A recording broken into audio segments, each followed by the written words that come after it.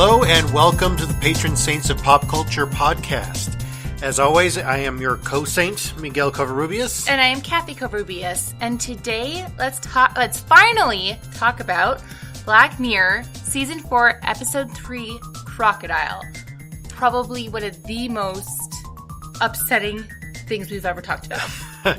So, spoiler alert, if you have not yet binge-watched Black Mirror Season 4, this is the third episode of that series, so go and watch that before listening to the podcast. If you listen to any other podcasts, they probably talked about this show already too. So, Yep. Black Mirror is pretty popular with us podcasters, apparently. Well, there's a lot of stuff to talk about. A lot of different themes and different subjects you should bring up. So it's like filled with all kinds of talkable goodies. Yep. All right, our review and summary as our dog walks into the room. Everybody say hello to Luke. Hello, Luke. So, as I said last week, we're going to be doing my summary so that I don't run over your points, so that you can actually do your summary. I'm going to be doing the elevator pitch for this, and so my elevator pitch for Crocodile would be: woman not responsible for murder ends up murdering several people, and technology is involved. Wow, that gives no context clues at all. Well, it's the elevator pitch. Oh my gosh. Okay. A professional businesswoman gets reminded of something that happened in the past that she was kind of responsible for, and she does not want it to bring it up.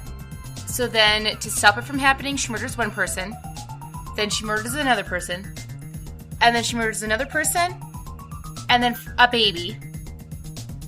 And then she thinks she's off scot-free, but no, the hamster. The hamster's going to do her in the end. I think it was a guinea pig. The guinea pig. The guinea pig is going to do her in the end. Either way, the unsung heroes is small little animal creatures that we give to our children. Okay. Yeah, this really wasn't one of my favorite Black Mirror episodes. It was very depressing. Came away from watching it in even more of an existential funk than I usually am after a Black Mirror episode. Not in a good way, like 15 Million Merits, but in a bad way where I'm like, oh dear Lord, people are horrible, horrible people, or horrible creatures. Mm-hmm. So. Yeah, I agree. I got done watching it and I just felt gross and just ugh. I don't know. I don't know what else to say about it. I just gross and ugh. It is a good episode, I would say. Like it was a good episode because it does give so many people feelings. But it's a bad episode in the fact that it gives everybody bad feelings. All right. I want to talk a little bit about memory today. And, obviously the reason being is memory plays a big part in this episode, both with kind of the same ideas that the Grain plays with the other episode that we talked about with this is the memory of, what is it, Your Life, something like that. Anyway, we talked about it last season. When with the cheating wife and all that. Yeah, with Jodie Whittaker. Yes. Because we were doing it in honor of her being the new Doctor. So, anyway, I wanted to talk about that because I want to talk about, do our memories make us? Are we the result of our memories?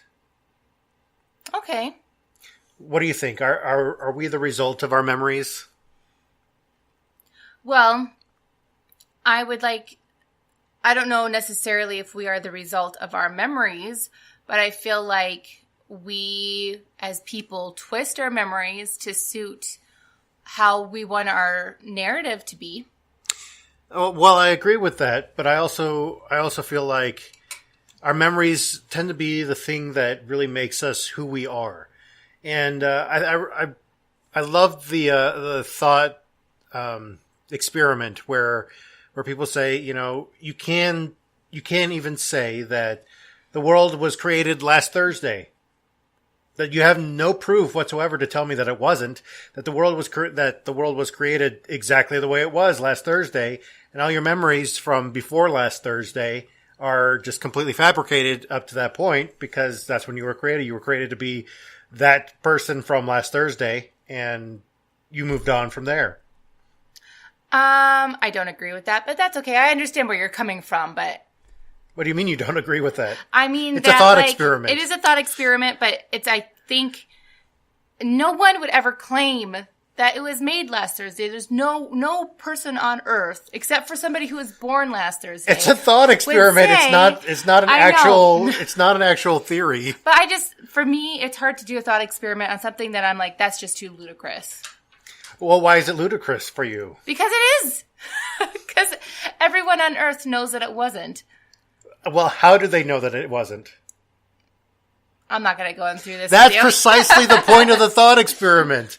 The entire point of the thought experiment is that there is no proof of it, and this is the same reasoning for why the whole 6-day creation thing had kind of talking about that with the world was created to have the dinosaur fossils and all of this other stuff in it, and this is a very big thing for creationists and especially for evangelical Christians who want to take the Bible to be extremely literal.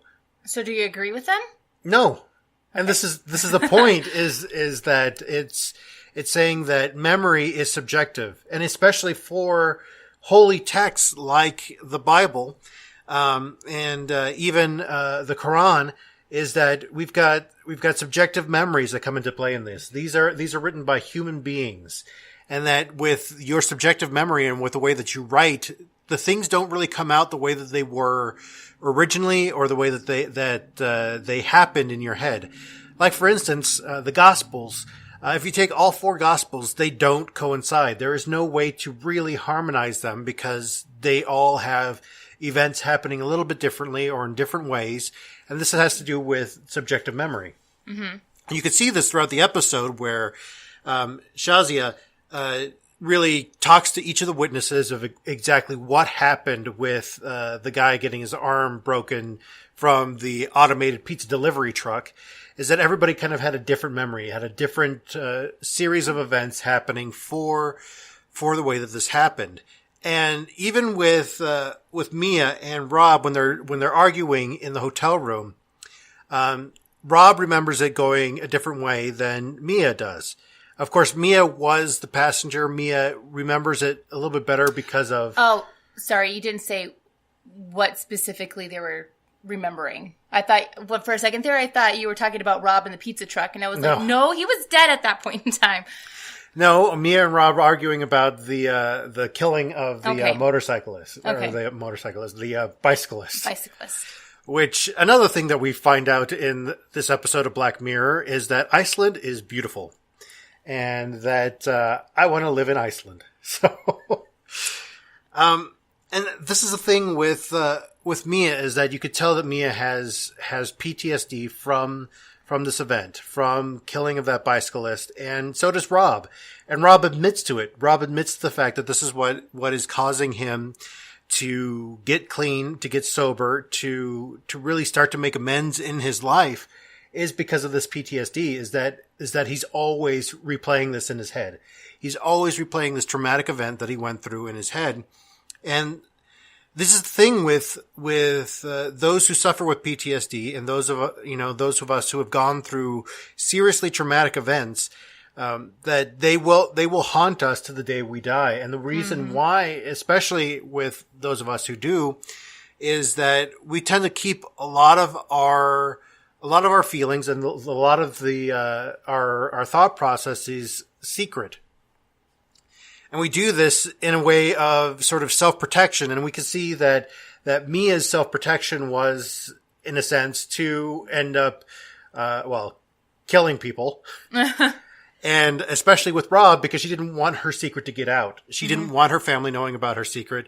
She didn't want, those who looked up to her now to get to know that secret, when in all reality, she was the passenger. She didn't do anything. Yeah.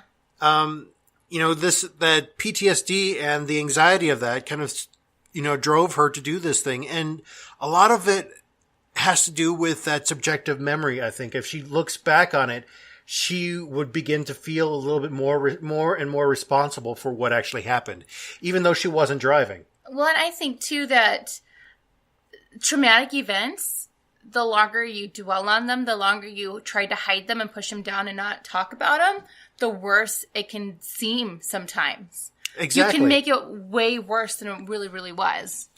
And this is the big thing about keeping those things secret, is that when you keep those things secret, is that they're subject to your own revision. And your own revision is both the worst and the best. Mm-hmm. And the thing is, unless you actually bounce that off of another human being, another mind that's able to process that information, they're not going to be able to, you're not going to be able to tell which part is the best and which part is the worst. And that's the thing, is that you keep replaying those things over and over and over again in your head, that they're going to get warped. Exaggerated. It's like cassette tapes and VHS tapes. Those of you who were born after the 90s, they were magnetic tapes that you put into one was called a VCR. Well, some people in the early 90s still lived with VCRs and cassette tapes, and if they went to churches, because the churches are my little sister was born in 92 and we grew up with those. We didn't have a CD player until I was like in 5th grade, and she was in 2nd grade. But I said those who were born after the 90s, who were born in the 2000s. Oh, gotcha. I thought you meant after 1990. No, sorry, I'm talking about like younger I get it. Kids. I get it. Generation Continue. Z. Okay. Although I don't doubt that any Generation Z actually listen to our podcast. Probably not. And if you are, shout us out. Yeah, let us know. But that with the repeated playing of these VHS tapes and with these cassette tapes, that they would often get dirty and they would get warped, and that, you would have tracking problems if you were watching a VHS tape. They get melted sometimes. I know my own personal copy of The Lion King was... definitely had some issues by the end of the first year that we had it. I don't even know if my dad still has that somewhere. But that tape was worn out, by the end of the first year of having it. And this is the thing about our own memories, is that the more that we replay things, the more that they're subjected to our own personal revisions of it. And that they're going to degrade over time. And especially with this is why eyewitness accounts in courtrooms aren't really the best things for courtroom objective decision making, because eyewitness accounts can be manipulated. They can be changed. Our memory is not an objective truth. Yep. And just to let you know too, when I was a teller, part of that whole, what you're kind of gearing off of, the people's memories can be distorted. We were told that as soon as the crime happened, we had a packet and we had to sit down by ourselves, not talk to anybody, and fill out the packet, like how tall we thought the person was, their hairstyle, any detail you can remember, but we could not talk about what the subject looked like to our coworkers. We were forbidden to do so because I wanted to have as much influenced idea as possible about the subject. As objective as possible. Exactly. Yep. But people don't do that on a day-to-day basis. No. Which is why the insurance lady had the little thing. Well, now with my new radical haircut, people will probably describe me as a hipster bartender. But you are kind of a hipster. Not a bartender. Yeah. But a little bit of a hipster. With a long beard and a mohawk. Yeah. Yep. So. Yep. So, the dangers of this is when memory is no longer yours, is basically what you're saying. Mm-hmm. Is that when it's subjected to somebody else's thought process that they can manipulate it as well. Yep. And this is the thing that I fear is well, and this is also mentioned in the episode, that the police are no longer using this, but the insurance the claims agents still use this technology to be able to see what happened, just to kind of get an idea of who was really at fault. Which, now that we're working in insurance, we both know that, that's really a big determining factor of who's at fault, whose insurance is going to pay for this, who's actually responsible, so that we can actually make sure that the funds are distributed in the correct way, and all of this other stuff. And I think that what's important here is that a government recognized that, I guess that memories are subjective enough that they're going to be, they can be altered. Yeah. And that's something that if this technology ever was invented, I don't think that any government in the world would even say, yeah, that's too subjective. Mm-hmm. It's not objective truth. We can't use this in a court of law. And especially in our own country. I mean, considering that the way that we remember our country, remember the 50s and the 60s as the grand old time, which, no, they weren't. They were actually a very horrible and turbulent time in our country. That's the whole fight for civil rights in the South. That's the Korean War and the Vietnam War. These are things that, that our country didn't really do very well. Well, and people have been known, I mean, there's been several studies where people will start believing stories that they were told. So, like, they'd be like, hey, don't you remember that man that you met last Thursday with the funny hat? And they'd be like, what? And they're like, yeah, you met a man last Thursday with the funny hat. And they're like, I did? Oh, yeah, now I can remember him. And there's multiple studies of these, like implementing just like small little memories that are completely false and fabricated, but people genuinely then start believing them, that they actually happened.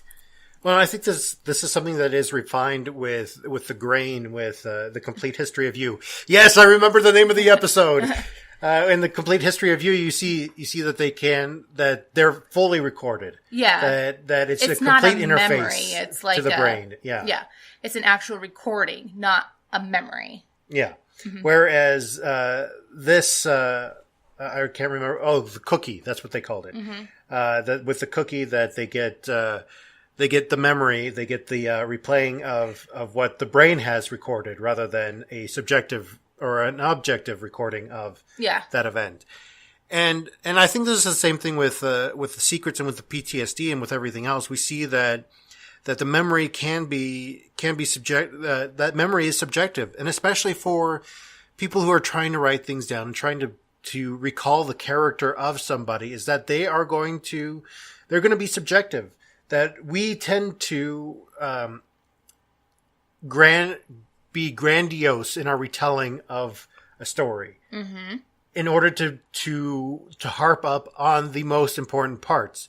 Which, if you read the Gospels, and this is my whole point of the entire thing, if you read the Gospels, you see that the most important part for each of these tellings of the story of this man named Jesus was his message.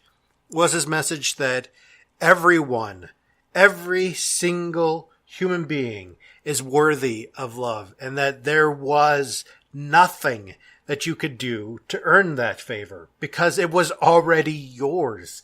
That this was a huge thing that flew in the faces of the power structures of the time. And it's something that we still forget about in that whole story there, because it plays against the power structures of today.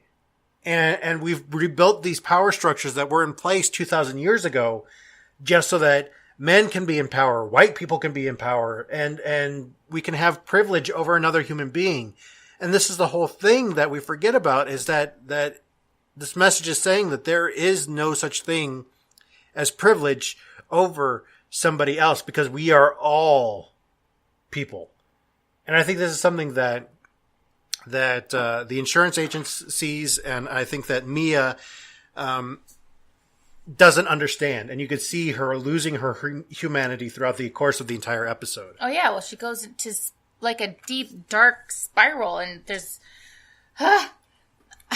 so my section here I just have written just stop, like exclamation point, because I know I wasn't the only one who screamed at the TV, just stop, just stop what you're doing, stop lady, like what are you doing, just back up, just stop. But she just wouldn't. I think that's one of the reasons why so many people like this episode is because it was just a disaster. It was a complete and utter disaster. Like, you were just watching her destroy her life. And, we take a little bit of joy in when stories happen like that. A schadenfreude. Yep.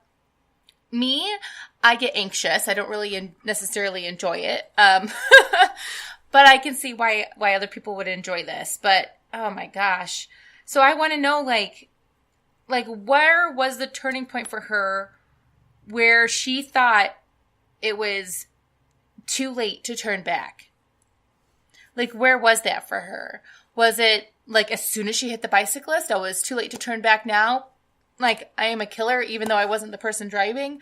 I'm the one that helped hide the body, so I'm already a criminal now? Or was it the point when she actually killed Rob? I think because of her PTSD, it was right before she killed Rob. I think that she finally came to the decision right when Rob was saying that he was going to do it. Mm-hmm. That she realized that she wasn't going to talk him out of telling people, that he wasn't going to stop in trying to make his amends. That she could have, I think he even offered that he was going to leave her out of it. To say that, it was his fault. Mm-hmm. I'm the one that did this. Even though she was in the car, that he wasn't even going to mention her. I don't remember that part, but I'll believe you. I don't quite remember if he had said that or not. We didn't want to rewatch it because it made us too depressed. So we're kind of going off of memory, which is kind of ironic in this situation. Yeah, and I think that I think for her, even the slightest bit of that memory, I think this is knowing that the mm-hmm. cookie is out there. Knowing that there was this thing out there that people can get memories, out there, that, she wasn't going to take her chances. And so she made up the decision in her own revision, and that she was more responsible than she actually was, that she was going to do this. Yeah. To me though, like, as a watcher, like, even like, right, like, even when she killed Rob, I still didn't think it was too late for her to turn back. Like, even though, like, this was legit, like, she, like, straight up killed him, there was no ands or what? If, ands, or buts. My mouth's a little dry, I'm sorry. But she was a straight up killer, but you could tell she felt some kind of remorse for it. Like, there was still some kind of, like human decency left in her. I mean, she was shocked by what she did. Yep. And just the shock right there just kind of shows that she still had a little bit of humanity left in her. But then she went right back to hiding the body. Like, hiding it away where no one would ever find it. Thinking that she was going to get away with it. First of all, there is connection between her and Rob. I mean, there has to be, like, pictures or, like, they a were at, like, somehow. A festival or something, a musical concert or whatever. Yeah, well, they clearly had some kind of a friendship beforehand, so you would think that someone would have put this two and two together. I'm sure he's the one that rented the hotel room, but still, like, I don't know. I feel like she would have gotten caught anyway, in just a different way of getting caught, instead of using a pet to try to catch her, but... Yeah. I do think, though, she did have a choice to stop. Like, right before she actually killed Rob, because it took her a long time to strangle Rob, because I don't know if you know this, but I listen to a lot of other, like, crime podcasts, mm-hmm. and I've done a little research, like, to back up what they said, too, that when you strangle someone, it doesn't take, like, 30 seconds, like it shows in TV. Yeah. Like, it takes a long, long time to actually fully kill somebody through strangulation. And I felt like it kind of kind of long from my memory of watching this.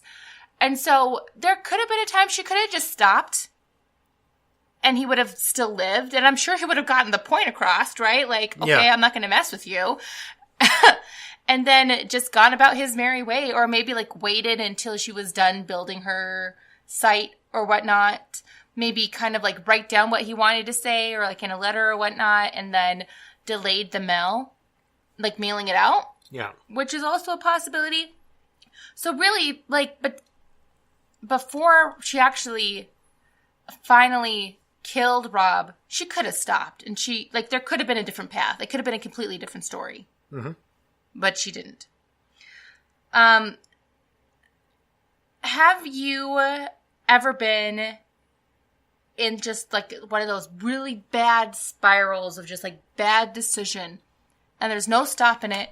You just keep going further and further down, and the only way you can possibly think of stopping the spiral is making more bad decisions, which just makes for worse circumstances. Like, have you ever felt that way? Like, because I feel like with her, especially right before she killed the baby, like, she was just like, no, like, this is bad. Like, I know this is bad. And she just didn't stop herself from going into that spiral.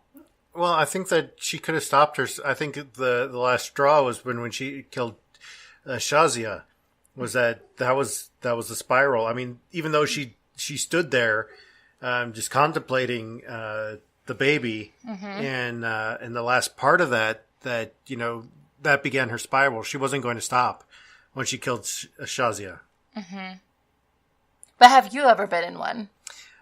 Yeah, I think we all have. And I think especially with things that are lies, especially big lies, like a lie about your job or something else like that, that you know that it would end up like you think that it would end up happening something worse than it actually does. And especially those of us who have anxiety, we know that, big part of that anxiety is being found out. Mm-hmm. Being found out for stupid little things that in your memory you've built up to become this much bigger thing that subjectively, when you replay it over and over and over and over again in your head, you've built it up into something that's much bigger than it actually is. Yeah. Well, I think that, I don't know about you guys, but when I was a teenager, I was a little bit of a pathological liar. I had a lot of insecurities as a teenager, which teenager doesn't have insecurities, but, so I would make up stories in order to make myself seem more interesting and to, get the attention that I thought that I deserved from the people I thought were my friends. And I just remember this one time, I think I was a freshman, and I, of course, made up a boyfriend, because haven't we all made up a significant other at one point in time in our lives? Do you live in Canada? He goes to a different high school. You don't know him. I can't remember exactly what the circumstance was, but anyway, I just remember getting completely out of control, and I was just like, crap, I got to find a way to make him not actually be here. Like, because I know he wasn't here, obviously. And it was just this big old spiral of lies, and I'm just like, I can't make it stop. I can't make it stop. Which magazine did you cut photos out of? No, it wasn't even like a magazine. Like, I didn't even go that far. I can't even remember what the whole, like, situation was, but I was like, I think I made up a story that I finally had enough with him because he was a bad boyfriend, apparently. Oh. My imaginary boyfriend was. And I think he like was trying to convince me to stop playing piano or something like that. Like, he didn't want me to take piano lessons anymore. And I was like, I've just had enough. Like, I can't do that anymore. Like, I need to play piano or something like that. I can't remember the full extent. I know you're laughing at me. I know everybody's laughing at me right now, but at least I admit it. How many people out there are going to willingly admit their fake boyfriend or girlfriend that they made up in high school? A lot of people, I guess. I don't know. I don't know of anybody who's willingly come forward. I know people who have been called out for it, but I don't know that I have a fake, or I had a fake girlfriend or boyfriend in. Yeah, I don't think I did. Whatever, Miguel. Well, I was just a loner kid. I had other things to imagine and lie about. So, instead of fake significant others. Okay, whatever. I know I'm not the only one out there. It doesn't just happen You're in not movies. the only one out there. I'm just saying that I'm not one of them. So what principles can we take away from the parable of Black Mirror Season 4, Episode 3, Crocodile? We talked about memories and honesty. We talked about how memories are not objective, that they are more subjective, and therefore we do tend to play up the more important parts of stories. And we do try to play up the more important parts of ourselves in our stories. And I think this is something that we can see through places like sermons or scriptures or anything else that you have out there, is that they tend to be more subjective than objective truths. That your objective truth is what you know about yourself, and living your truth is a good thing. Well, but we talked about that before. Well, and that's why you get so many people who come across different interpretations of what they believe certain passages actually mean. So exactly. We also talked about just stop. Don't let the spiral happen. Get out of the spiral while you can, which I know is a lot easier said than done. Considering that once you're mid-spiral, it's kind of hard to stop. Yes, I think the best advice would be just stop. Or like if you start feeling the pull of the spiral, to like swim away, just back up. You know what I used to do too? Like when I was like, when I decided, hey, I'm not going to lie anymore. Like if I catch myself in a lie, because like I said, I had a little bit of a pathological liar problem when I was a teenager. Like as soon as I would say a lie, like as soon as it would come out of my mouth, right after that, I'd be like, why did I just say that? No, that's a lie. And then people would like laugh and think it was funny. But yeah, so like just like calling myself out on that, like right away and just telling them, no, that's not true. That's actually a lie. Like helped. I'm really just a guy in Canada that doesn't go to the same high school. I don't really exist. You didn't go to my high school though. It's true. Because I was 5 years old. I am 5 years older than you. You were 5 years older? I was 5 years older. No longer. He got into a time machine and then he went back in time. I traveled to the nearest star at the speed of light, and now I'm actually younger than you. So, oh, okay. Because I think the nearest star is, 4 light years away? Are you talking about, like, the sun as the nearest star? No. There's the nearest star to our solar system, which I think is like 4 or 5 light years away. So. I don't know. Well, you look good well, it takes a long time to get there, so. Well, it would take 5 years if I was traveling at the speed of light.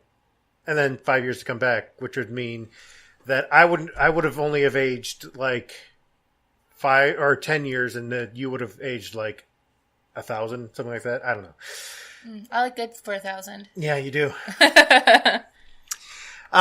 Anyway, if you're caught in a spiral, especially about a random story about traveling at the speed of light to nearby star, just stop. Just stop. So anyway, we've got a couple of things coming up. So we are going to wrap this up now. We've got next week. We did say that we were going to be doing Lost in Space. We're going to put that off for 2 weeks because we just remembered that next week is the season finale or this week actually is the season finale of The Walking Dead, season 8.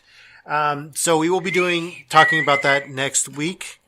And we are going to be talking about the end of the war between Rick's group and the Saviors. Maybe. Is it really going to be the end, though? Probably. It is probably going to be the end. This is the end. I have a feeling. Here's my prediction. Friend. Maggie is going to live. Okay. I know. Yeah? Yep. Maggie's going to live. I think Jesus is... Where has Jesus been? He's been in the background of things, right? Have you found Jesus? No. Has anybody found Jesus? He's like the Where's Waldo this season of The Walking Dead. Have you found Jesus? If you have, write us or call into us. Let us know if you found Jesus. What episode? What episode he's in, and say, "Oh, look, there he is. There's Jesus." Mm-hmm. That's the last time Jesus was spotted. I know he's been in there, but there hasn't been like any memorable scenes of Jesus. That's true. He hasn't really taken the spotlight.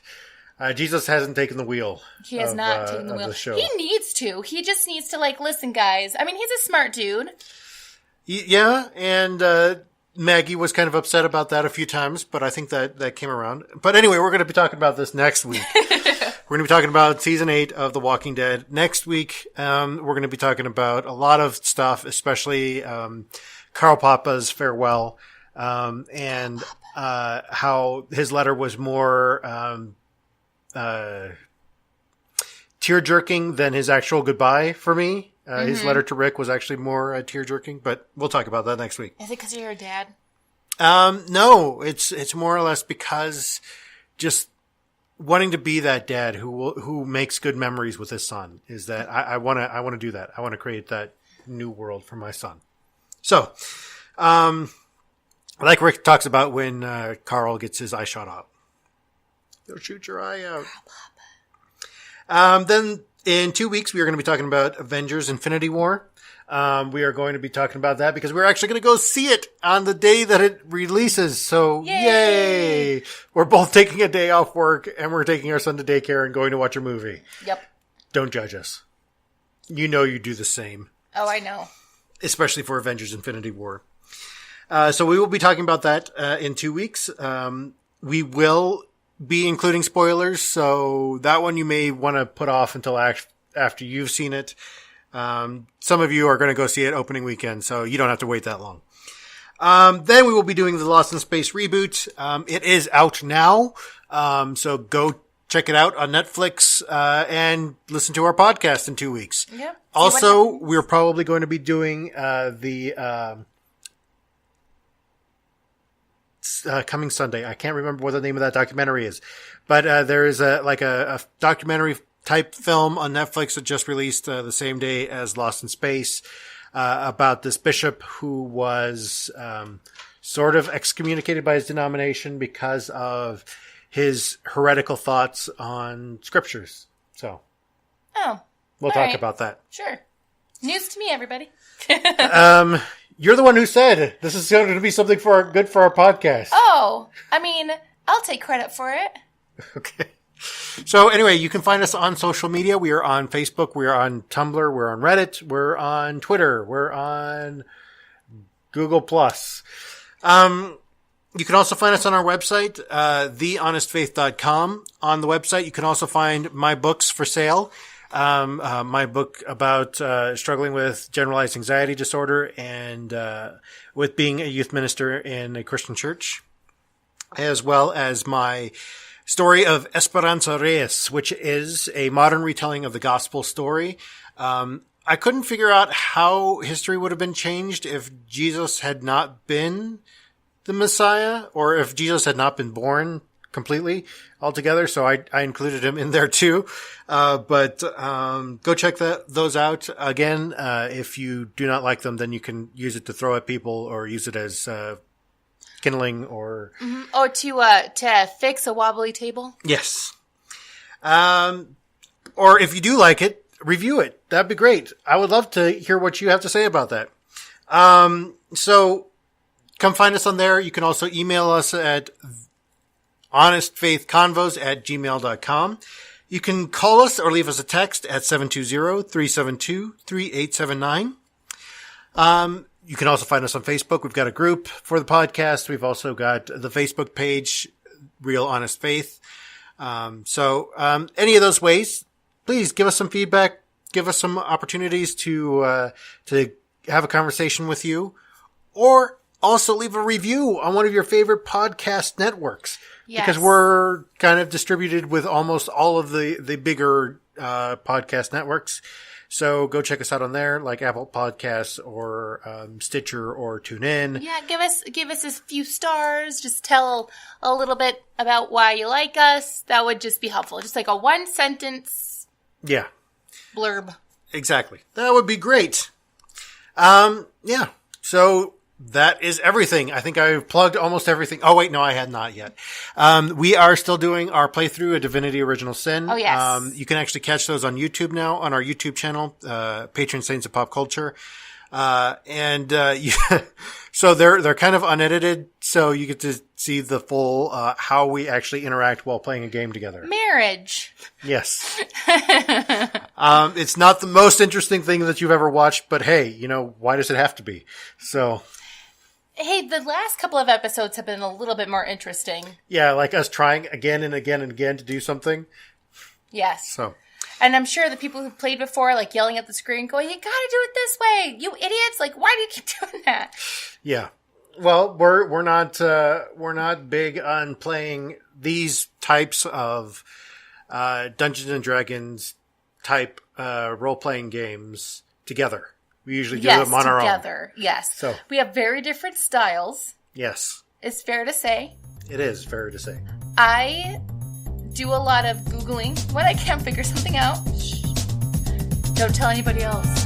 This will just be between us. Anyway. Anyway. So with all of that being said, we invite you to come and join the conversation. Bye.